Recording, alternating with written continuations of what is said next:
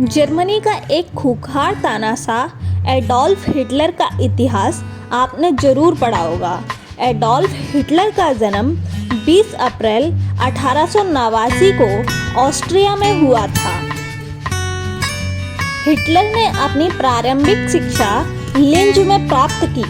Hitler जब 18 वर्ष का हुआ तब तक उसके माता और पिता दोनों का देहांत हो चुका था। हिटलर को कला के क्षेत्र में काफ़ी ज़्यादा रुचि थी। उसे ड्राइंग बनाने का काफ़ी शौक था। इसी शौक को पूरा करने के लिए उसने स्कूल ऑफ आर्ट्स में दाखिला लेने का प्रयास किया, पर इसमें वह असफल रहा। इसके बाद उसका झुकाव राजनीति की तरफ बढ़ा। इस दौरान वह पोस्ट गार्ड पर चित्र बनाकर अपनी आजीविका चला रहा था। यही वह दौर था जब हिटलर के मन में यहूदियों और समाजवादियों के खिलाफ नफरत बढ़ने लगी थी। इस दौरान विश्व में एक बड़ा कोलाहल मचा हुआ था। दुनिया प्रथम विश्व युद्ध से गुजर रही थी। इस समय हिटलर भी सेना में भर्ती होकर जर्मनी की तरफ से लड़ रहा था। विश्व युद्ध जब खत्म हुआ उस समय जर्मनी की हार हुई। इसके बाद हिटलर ने सेना को त्यागपत्र दे दिया और जर्मन वर्कर पार्टी की सदस्यता ले ली, जो बाद में नाजी पार्टी बन गई। इसके बाद उसने देश भर में राष्ट्रवादी विचारधाराओं का प्रभाव बढ़ाया। उसने लोगों को यहूदियों और समाजवादियों के विरुद्ध उकसाने की शुरुआत की। हिटलर के भाषण इतने ओजस्वी होते थे कि कई समझदार लोग भी उसके गलत मंसूबे के प्रभाव में आ जाते थे। इस कारण उसको धीरे धीरे विशाल जन समर्थन मिलने लगा। 1930 से 32 के बीच जर्मनी आर्थिक मंदी की मार झेल रहा था।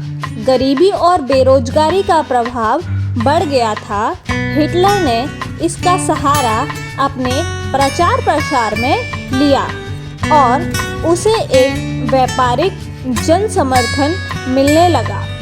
धीरे धीरे वह सत्ता के केंद्र में आ गया। इस दौरान उसने अपने आप को जर्मनी का राष्ट्रपति और सर्वोच्च न्यायाधीश घोषित कर दिया। जर्मनी में कई सारे लोग नशे और तंबाकू की लत के शिकार थे। हिटलर ने देश भर में एक बड़े स्तर पर तंबाकू विरोधी अभियान की शुरुआत की। इस अभियान में करीबन 1930 से 40 के बीच पूरी जर्मनी में चला। इस दौरान पब्लिक स्पेस में तंबाकू और सिगरेट पीने पर पूरी तरह से प्रतिबंध लगा दिया गया। किसी भी प्रकार के धूम्रपान संबंधी विज्ञापनों के प्रचार प्रसार पर रोक लगा दी गई। आपको जानकर आश्चर्य होगा, लेकिन हिटलर खुद भी तंबाकू, शराब और सिगरेट का सेवन नहीं करता था। इस दौरान हिटलर लाखों यहूदियों को चुन चुनकर मरवा रहा था। इसके अलावा उसने जर्मनी की सैन्य शक्ति को बढ़ाने की शुरुआत कर दी थी। बड़े पैमाने पर लोगों को सेना में भर्ती किया जा रहा था।